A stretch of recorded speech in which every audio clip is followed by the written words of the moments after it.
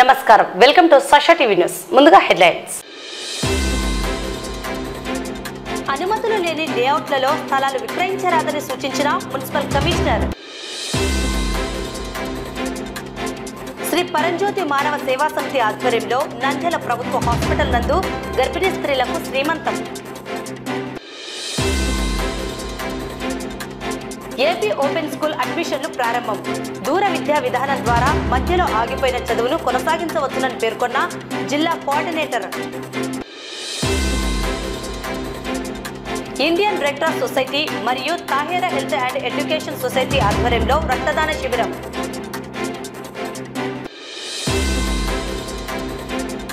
నంద్యాల ప్రాంతీయ వ్యవసాయ పరిశోధన స్థానం వారి ఆధ్వర్యంలో వయ్యారిబామ కలుపు నివారణపై అవగాహన వారోత్సవాలు.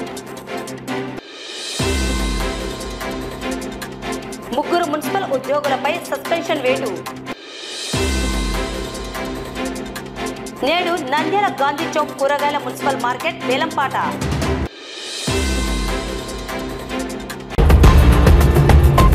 నంద్యాల మున్సిపల్ పరిధిలోని శివారు ప్రాంతాలలో ఉన్న అనుమతులు లేని లేఅవుట్లలో స్థలాలు విక్రయించరాదని మున్సిపల్ కమిషనర్ నిరంజన్ రెడ్డి సూచించారు. అనుమతులు లేని లేఅవుట్లలో స్థలాలు విక్రయిస్తే జరిగే పరిణామాలను కమిషనర్ వివరించారు. పట్టణ ప్రజలందరికీ కూడా, మరి చుట్టుపక్కల గ్రామాల్లో ఉన్న ప్రజలకు అందరూ కూడా మీ ద్వారా నా విన్నపం ఏమిటంటే, పట్టణం జిల్లా కేంద్రంగా అభివృద్ధి చెందడము, అదేవిధంగా చాలామంది ఉపాధి కోసం పట్టణీకరణ అంటే గ్రామాల నుంచి నగరాల వైపు రావడం, ఈ కార్యక్రమం వల్ల నంద్యాల పట్టణానికి కూడా కొంత చుట్టుపక్కల గ్రామాల నుంచి ప్రజలు రావడము, ఇక్కడ ఇల్లు వాళ్ళకి ఏదైనా ఒక చిన్న ఇల్లు ఏర్పాటు చేసుకొని ఇక్కడ ఉందాము, నివాసం ఉందామన్న ఒక ఆలోచనతో చాలామంది రావడం జరుగుతుంది.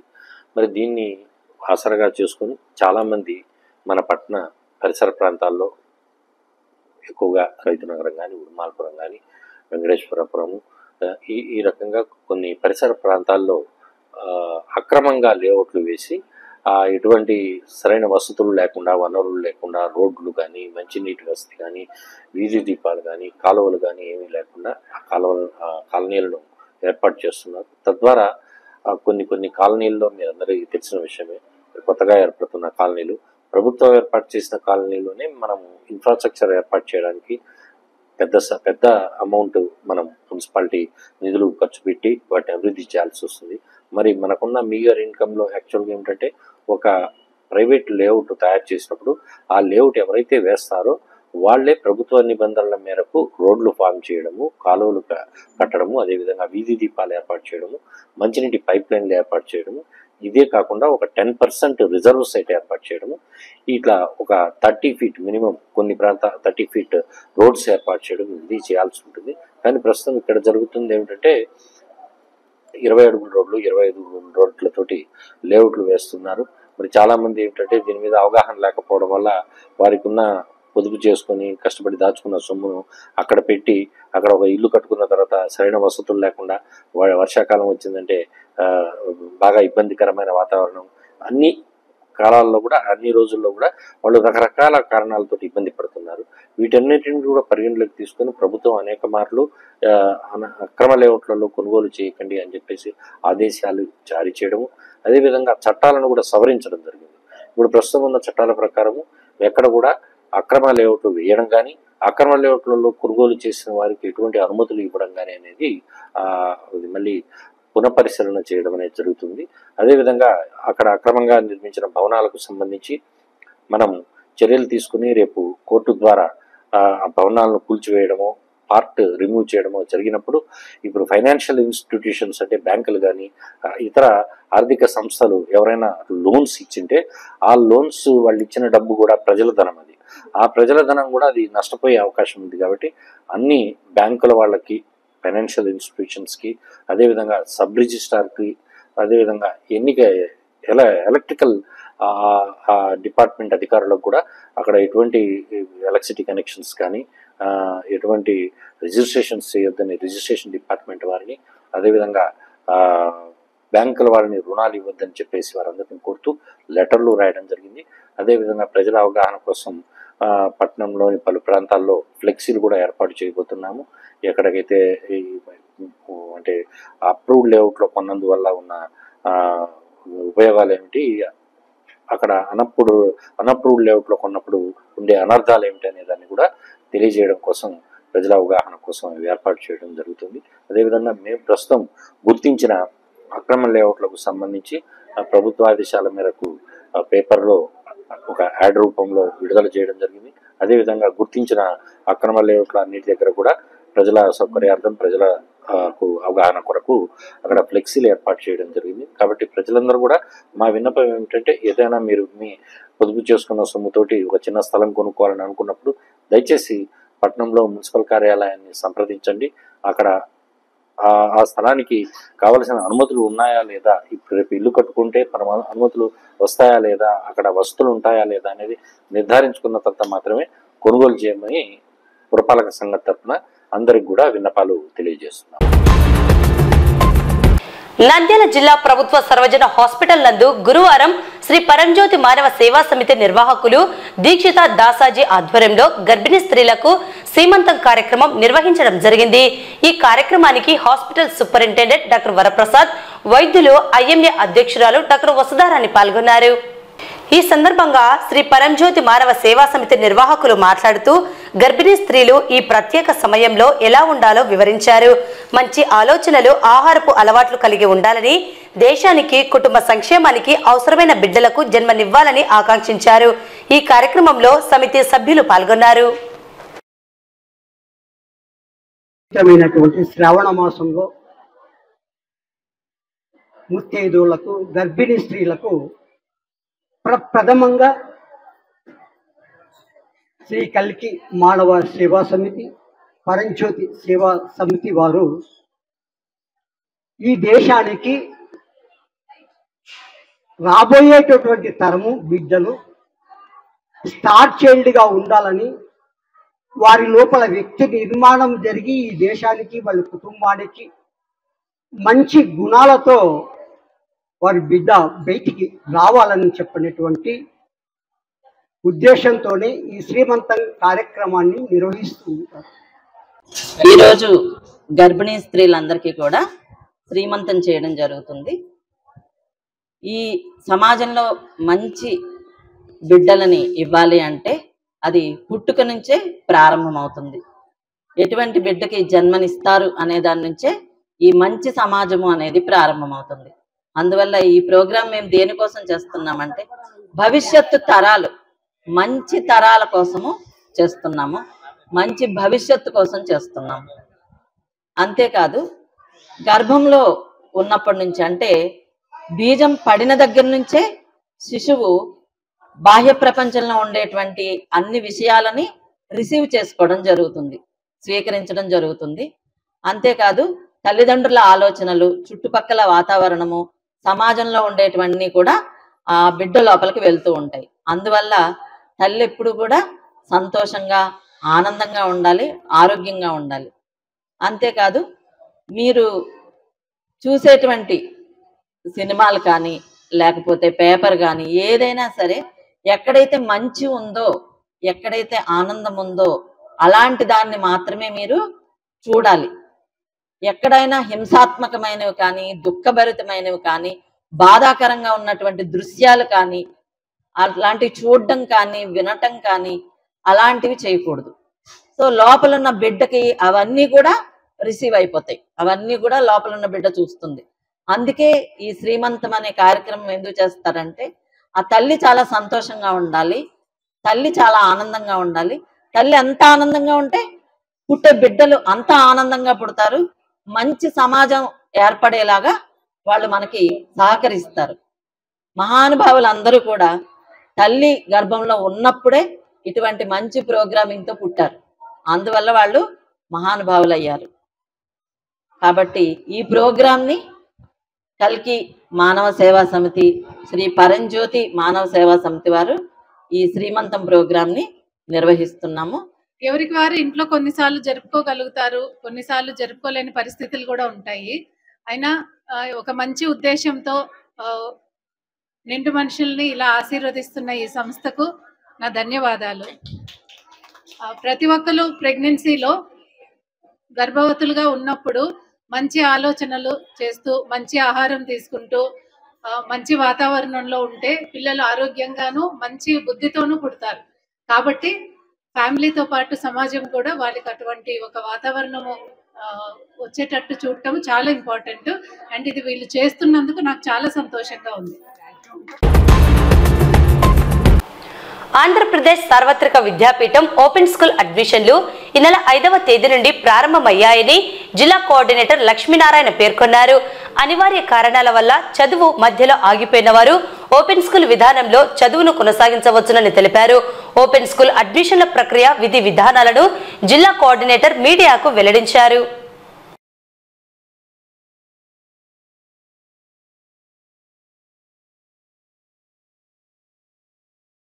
Andhra Pradesh Sarvatrika Vidyapeetham Nandyal district coordinator P Lakshminarayana. మనకు ఆంధ్రప్రదేశ్ సార్వత్రిక విద్యాపీఠం ప్రతి సంవత్సరం మాదిరిగానే ఈ సంవత్సరం కూడా 2024-25కి సంబంధించి అడ్మిషన్ షెడ్యూల్ అనేది విడుదల చేయడం జరిగింది. అయితే ఇక్కడ ప్రతి వాళ్ళు చదువుకోకుండా ఎక్కడైనా ఉండారా అనే ఉద్దేశంతో ఎక్కడైనా ఏ పరిస్థితుల వల్ల అయినా డ్రాప్ అవుట్ అయ్యారా, 14 ఏళ్ళ నిండిన పిల్లలకు కావచ్చు, 15 ఏళ్ళ నిండిన పిల్లలకు కావచ్చు మంచి అవకాశం కల్పించడం జరిగింది ఓపెన్ స్కూల్ ద్వారా ప్రభుత్వం. కాబట్టి సార్వత్రిక విద్యాపీఠం మనకు 2 కోర్సులను అందిస్తుంది. ఒకటి 10వ తరగతి, 2 వచ్చేసి ఇంటర్మీడియట్. 10వ తరగతికి అర్హత ఏంటి అంటే 14 సంవత్సరాలు నిండి ఉండి డేట్ ఆఫ్ బర్త్ ప్రూఫ్ ఉన్న ప్రతి పిల్లవాడు మనకు ఎలిజిబిలిటీ క్రైటీరియా కిందకి వస్తాడు. అయితే వాడు ఒకవేళ ఎక్కడైనా చదివి 5వ తరగతి లోపల చదివి ఉండింటే టీసీ అది ఎలిజిబిలిటీ కిందకు సంబంధించింది. ఒకవేళ 5 కంటే పైన ఉంటే రికార్డ్ సీట్. మనకు మూడు విషయాలు 10వ తరగతికి కావాల్సింది. ఒక డేట్ ఆఫ్ బర్త్, ఏం చదువుకోలేదంటే డేట్ ఆఫ్ బర్త్, ఏదైనా 5వ తరగతి లోపల అయితే రికార్డ్ సీటు, 5వ తరగతి తర్వాత అయితే టీసీ. ఈ 3 ఏదైనా సబ్మిట్ చేసినట్టయితే పిల్లవాడు ఎలిజిబుల్ అవుతాడు. అదే ఇంటర్మీడియట్ విషయానికి వచ్చేసరికి మనకు 10వ తరగతి పాస్ అయిన ప్రతి పిల్లవాడు ఇంటర్మీడియట్కి ఎలిజిబులే. కాబట్టి ఈ విషయం ద్వారా పిల్లలు ఎవరైతే బడి బయట ఉన్నారో, ఇంకా చేరకుండా ఉన్నారో, ఏదైనా ఆర్థిక పరిస్థితుల వల్ల కావచ్చు, లేదంటే వృత్తి వ్యాపారాలలో ఉండి ఇంకా అట్లే ఉండిపోయినచ్చు, లేదు పని సొంత పనులు ఇంట్లో పనులు చేసుకుంటూ ఉండిపోయినచ్చు, ఇటువంటి వాళ్లకు మళ్ళీ చదువుకోవాలనే ఆశ ఎక్కడైతే ఉంటుందో ఆ పిల్లలకి ఇది ఒక సువర్ణ అవకాశము. కాబట్టి ఓపెన్ స్కూల్ ద్వారా వాళ్ళ విద్యను అభ్యసించి సెలవు దినాల్లో మాత్రమే క్లాసులు అటెండ్ అయ్యేటట్టుగా మనకు సార్వత్రిక విద్యాపీఠం అనేది అవకాశం కల్పించింది. కాబట్టి మీరందరూ ఎవరైతే మన నంద్యాల డిస్టిక్ లో ఉన్నారో, ఆ నంద్యాల డిస్టిక్ లో ఉండే ఎవరైతే బడి బయట ఉన్నారో ఆ ఏజ్ తో సంబంధం లేకుండా 10వ తరగతి కావచ్చు, ఇంటర్మీడియట్ కావచ్చు, మనం ఏదైతే క్వాలిఫికేషన్ చెప్పామో, ఏదైతే ఎలిజిబిలిటీ క్రైటీరియా చెప్పామో దాని ప్రకారము మీరు చేరి మన ఓపెన్ స్కూల్ అందించే ఈ 2 కోర్సులను సద్వినియోగం పరుచుకొని ఆ జీవితంలో మంచి ఉన్నత స్థాయికి చేరడానికి అవకాశం కల్పిస్తున్నది. అయితే మీకు ఇంకొక విషయం ఏంటి అంటే, మన ఓపెన్ స్కూల్ మహిళలను తర్వాత కొంతమందిని ప్రోత్సహించడం కోసము ప్రత్యేకించి ఫీజు రాయితీని కూడా మనకి ఇవ్వడం జరిగింది. దాంతో పాటు ఇక్కడ ఫీజు రాయితీ ఎవరెవరికి వస్తుంది అని ఒకసారి మనము అవగాహన చూసినట్లయితే మహిళలకు, ఎస్సీ, ఎస్టీ, బీసీ, మైనారిటీ, దివ్యాంగులు, ట్రాన్స్జెండర్లు మరియు మహిళా సైనికోద్యోగులకు వీళ్ళందరికీ ఫీజు రాయితీ ఉంది. సినీ నటుడు పద్మ విభూషణ్ డాక్టర్ చిరంజీవి జన్మదినము, అలాగే Indian Red Cross Society Nandyal జిల్లా కార్యవర్గ సభ్యుడు యాకూబ్ కుమారుడు సాహెల్ జన్మదినం సందర్భంగా స్థానిక ఎన్జిఓస్ కాలనీలోని నారాయణ హైస్కూల్ నందు రక్తదాన శిబిరం ఏర్పాటు చేయడం జరిగింది. 30 మందికి రక్తదానం చేయడం జరిగిందని నిర్వాహకుడు school director doctor Yakub, correspondent Isaq వలీలు తెలిపారు. ఈ కార్యక్రమానికి ముఖ్య అతిథులుగా Indian Red Cross Society Nandyal జిల్లా చైర్మన్ దస్తగిరి పర్ల హాజరయ్యారు. ఈ సందర్భంగా చైర్మన్ దస్తగిరి మాట్లాడుతూ తమ అభిమాన హీరోల పుట్టినరోజులకు మరియు తమ పిల్లల పుట్టిన రోజులకు ఇలాంటి సేవా కార్యక్రమాలు ఏర్పాటు చేయడం చాలా సంతోషకరమైన విషయమని అన్నారు. ఇలాంటి సేవా కార్యక్రమం ఏర్పాటు చేయడం అందరికీ స్ఫూర్తిదాయకమని, ప్రతి ఒక్కరూ సామాజిక సేవా కార్యక్రమాలు ఏర్పాటు చేయడానికి ముందుకు రావాలని పిలుపునిచ్చారు. రక్తదానం చేయడం ద్వారా తలసేమియా బాధిత చిన్నారులకు రక్తం ఉచితంగా ఇవ్వడంతో పాటుగా ప్రభుత్వ ఆసుపత్రిలో చికిత్స పొందే వారికి ఇవ్వడం జరుగుతుందని తెలిపారు. Red Cross Society vice chairman Maruthi Kumar, Red Cross blood bank medical officer doctor Srinivas Reddy, గ్రామీణ వైద్యుల సంఘం నాయకులు రమేష్ రావు, బాలుడు Srinivas, Navabharat school Hussain, Nalanda school Uttej, Sri Saivani school Hussain Basha, Narayana school correspondent Isaq Vali, Sirisha మరియు ఉపాధ్యాయ బృందం, విద్యార్థులు తదితరులు పాల్గొన్నారు.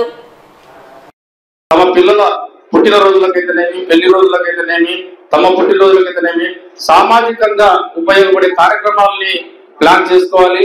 ఎందుకంటే ఈ సమాజంలో చాలా అవసరాలు ఉన్నాయి. మనతో ప్రతి ఒక్కరు కూడా ఏదో రూపంలో చాలా ఇబ్బందులు పడుతున్నారు.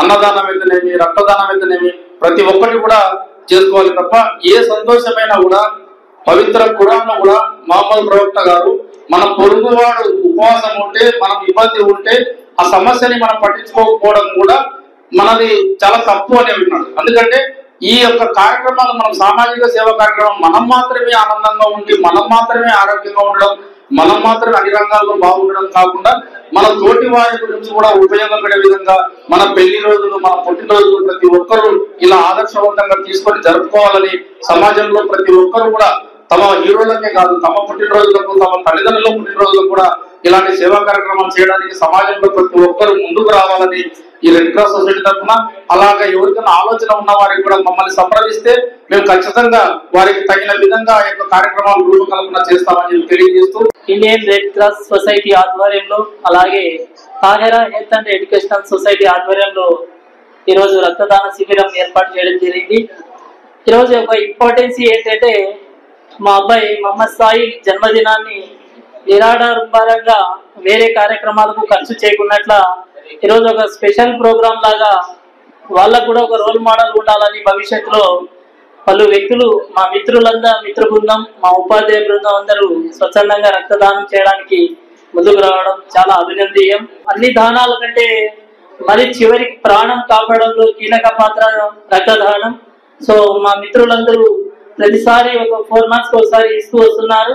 అలాగే ఈరోజు పాఠశాలందు ఇన్స్పిరేషన్ గా మా విద్యార్థులు కూడా భవిష్యత్తులో ఉన్నత చదువులు వెళ్ళిన తర్వాత వాళ్ళు కూడా రక్తదాతలు కావాలని రోల్ మోడల్ గా ఈరోజు మా పాఠశాలలో రక్తదాన శిబిరం ఏర్పాటు చేయడానికి ముఖ్యంగా ఈ కార్యక్రమాన్ని చేయించిన Indian Red Cross chairman doctor Dastagiri గారికి, వైస్ చైర్మన్ మారుతి గారికి, అలాగే Tahera Health and Educational Society వ్యవస్థాపకులు డాక్టర్ యాకూబ్ గారికి, అందరికీ ఉపాధ్యాయులందరికీ ప్రతి ఒక్కరికి పేరున కృతజ్ఞతలు, అభినందనలు తెలియజేస్తాం. Thank you.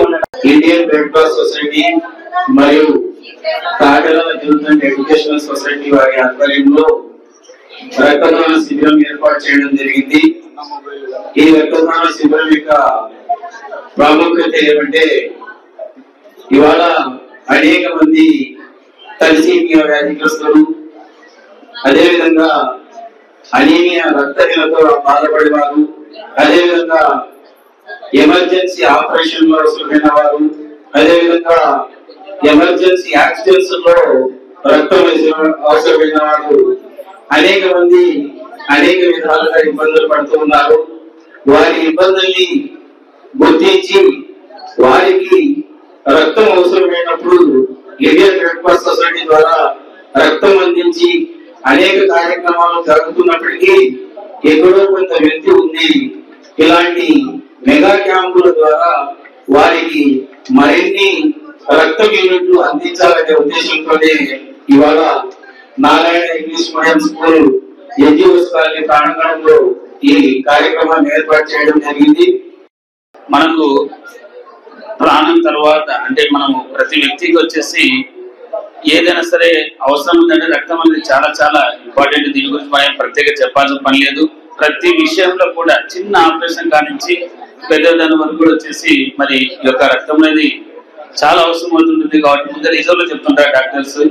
సో ఇంకోటి ఏంటంటే ఈ రక్తం ఇవ్వడం వల్ల కూడా దానం చేసే వాళ్ళకి కూడా వచ్చేసి ఫ్రెష్ గా మళ్ళీ ఈ యొక్క బ్లడ్ అనేది మనకు ఆ యొక్క శరీరంలో మళ్ళీ తయారవుతుంది. ఇది భగవంతుని యొక్క సృష్టిది. కాబట్టి ఇలాంటి కార్యక్రమాలు వచ్చేసి మరి ముఖ్యంగా పాఠశాల ఏర్పాటు చేసినందుకు నేను యాజమాన్యాన్ని అభినందిస్తున్నా.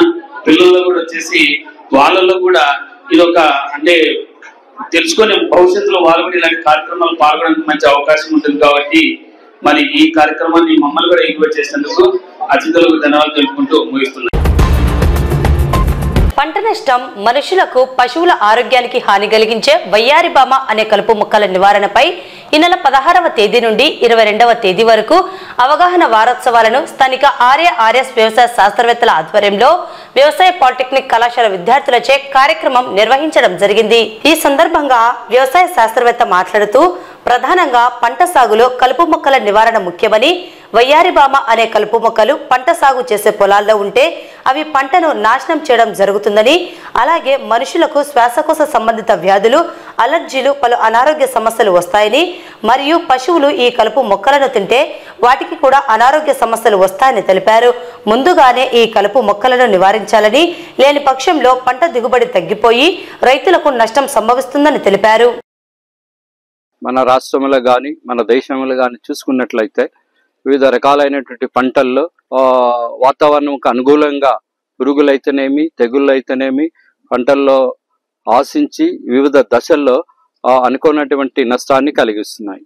అలాగే వాటికి తోడు మనకు ఈ యొక్క ప్రస్తుత కాలంలో మారుతున్నటువంటి వాతావరణానికి అనుగుణంగా, మారుతున్నటువంటి వాతావరణ పరిస్థితులకు అనుగుణంగా ఈ యొక్క కలుపు మొక్కలు కూడా ప్రధానంగా ఎక్కువ వ్యాప్తిగా చెంది పంటలకు నష్టాన్ని కలిగిస్తున్నాయి.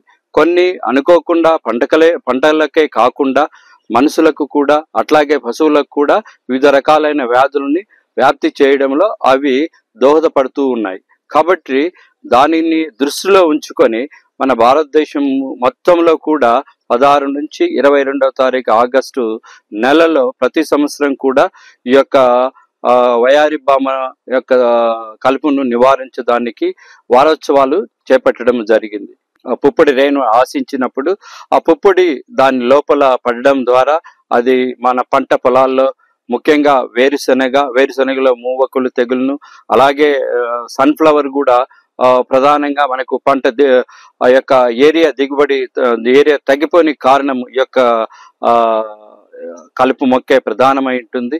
దాంట్లో ఈ రసం పీల్చే పురుగులు ఉంటాయి. కాబట్టి ఈ యొక్క వైరస్ కు నిల్వ ఉండడం ద్వారా వీటి నుంచి ఈ యొక్క పురుగులు ఆ యొక్క తెగులను వ్యాప్తి చేయడం ద్వారా మనకు పంటల్లో దిగుబడి తగ్గి పంట యొక్క విస్తరణం కూడా కాలక్రమేణా పైన మనం కొన్ని సంవత్సరాల నుంచి చూసినప్పుడు తగ్గిపోనికి అవకాశం ఉంటుంది. కాబట్టి రైతు సోదరులు వీటి అన్నిటిని దృష్టిలో ఉంచుకొని ఆ కలుపు మొక్కను ప్రధానమైనటువంటి ఈ యొక్క వయారిబామను నివారణ చేయడం ఎంతైనా అవసరంగా ఉంటుంది.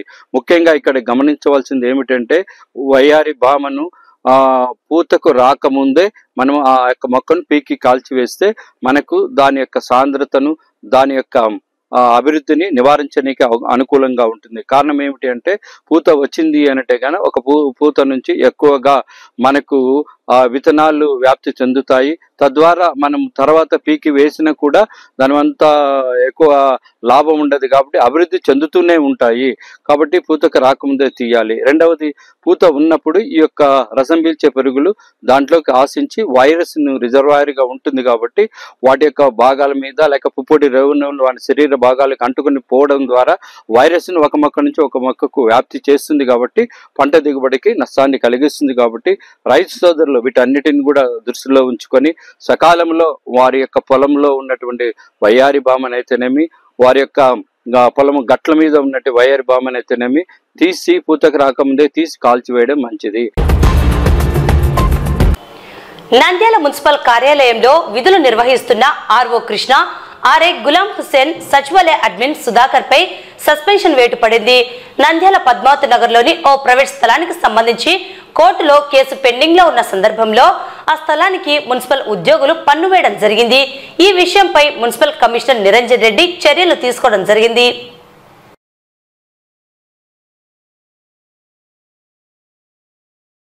నంద్యాల పట్టణంలో పద్మావతి నగర్ లో ఒక survey number, private survey number కు సంబంధించి కోర్టులో వివాదం పెండింగ్ లో ఉండగా కోర్టులో వివాదాన్ని పరిగణలోకి తీసుకోకుండా మున్సిపల్ సిబ్బంది పన్ను విధించబడడం జరిగిందని చెప్పేసి మాకు ఒక అభియోగం రావడం జరిగింది. దాన్ని పరిశీలిస్తే అది కోర్టులో ఇష్యూ పెండింగ్ ఉంది. బట్ ఆ కోర్టు వివాదం మున్సిపాలిటీ నోటీసుకు పార్టీ లేదు మున్సిపాలిటీ దాంట్లో. స్టిల్ దాన్ని పరిశీలించి మరి దాన్ని కోర్టులో ఉన్న వివాదాన్ని పరిశీలన అయిపోయిన తర్వాత మాత్రమే మనము పన్ను విధించాల్సిన అవసరం ఉంది. దాంట్లో కొంత నిర్ణయం తీసుకోవడంలో ఏదైనా తప్పు జరిగిందా అనేది పరిశీలించడం కోసం మరి దీన్ని సరైన విచారణ చేపట్టడం కోసం ఎవరైతే ఆ ఫైల్ను ప్రాసెస్ చేశారో ఆ సిబ్బంది మీద తాత్కాలికంగా విధుల నుంచి నిలుపుదల చేయడం జరిగింది. వారి నుంచి సరైన వివరణ ఉన్నతాధికారులు తీసుకుని దాని మీద విచారణ చేసుకుని దాని మీద తగు చర్యలు తీసుకోవడం అనేది జరుగుతుంది.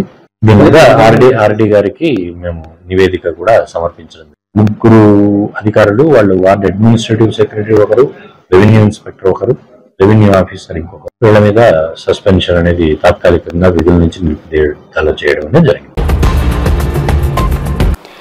నంద్యాల గాంధీ చౌక్ లోని కూరగాయల మార్కెట్ బహిరంగ వేలంపాట గురువారం మున్సిపల్ కార్యాలయంలో అసిస్టెంట్ కమిషనర్ డాక్టర్ అంకిరెడ్డి ఆధ్వర్యంలో నిర్వహించడం జరిగింది. ఈ వేలంపాటలో మార్కెట్ వేలంపాట సర్కారు వారి పాటగా 26,25,000 కాగా, ఇద్దరు వేలంపాటలో పాల్గొనగా హెచ్చుపాటగా 26,60,000కు ఖరారు కావడం జరిగింది. సైకిల్ స్టాండ్ వేలంపాటను నిర్వహించగా కేవలం ఒక్కరు మాత్రమే వేలంపాటకు హాజరు కావడం జరిగింది. కాబట్టి సైకిల్ స్టాండ్ వేలం వాయిదా వేయడం జరిగిందని అసిస్టెంట్ కమిషనర్ వెల్లడించారు. ఈరోజు నంద్యాల మున్సిపాలిటీ పరిధిలో మార్కెట్ మరియు సైకిల్ స్టాండ్ వేలంపాటలు నిర్వహించడం జరిగినది. మార్కెట్ వేలంపాట వచ్చేసి మనం ఇద్దరు పాల్గొన్నారు. అందులో వచ్చేసి సర్కారు వారి పాట 26,25,000 నిర్ణయించగా అర్షద్ ఖాన్ అతను 26,60,000కు హెచ్చు పాడడం జరిగినది. సో మార్కెట్ వచ్చి అతనికి కేటాయించడం అయినది. అలాగే సైకిల్ స్టాండ్కి వచ్చేసి ఒక అప్లికేషన్ వచ్చిన ఒకరే పాల్గొన్నారు కాబట్టి సైకిల్ స్టాండ్ వాయిదా వేయడం జరిగినది. వార్తలు ముగించే ముందు ముఖ్యాంశాలు మరోసారి. అనుమతులు లేని లేఅవుట్లలో స్థలాలు విక్రయించరాదని సూచించిన మున్సిపల్ కమిషనర్. శ్రీ పరంజ్యోతి మానవ సేవా సమితి ఆధ్వర్యంలో నంద్యాల ప్రభుత్వ హాస్పిటల్ నందు గర్భిణీ స్త్రీలకు శ్రీమంతం. ఏపీ ఓపెన్ స్కూల్ అడ్మిషన్లు ప్రారంభం.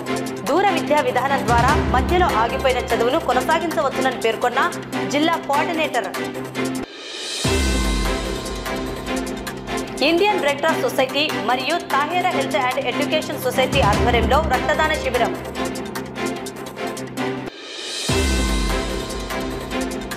నంద్యాల ప్రాంతీయ వ్యవసాయ పరిశోధన స్థానం వారి ఆధ్వర్యంలో వయ్యారిబామ కలుపు నివారణపై అవగాహన వారోత్సవాలు. 3 మున్సిపల్ ఉద్యోగులపై సస్పెన్షన్ వేటు. నేడు నంద్యాల గాంధీ చౌక్ కూరగాయల మున్సిపల్ మార్కెట్ వేలంపాట.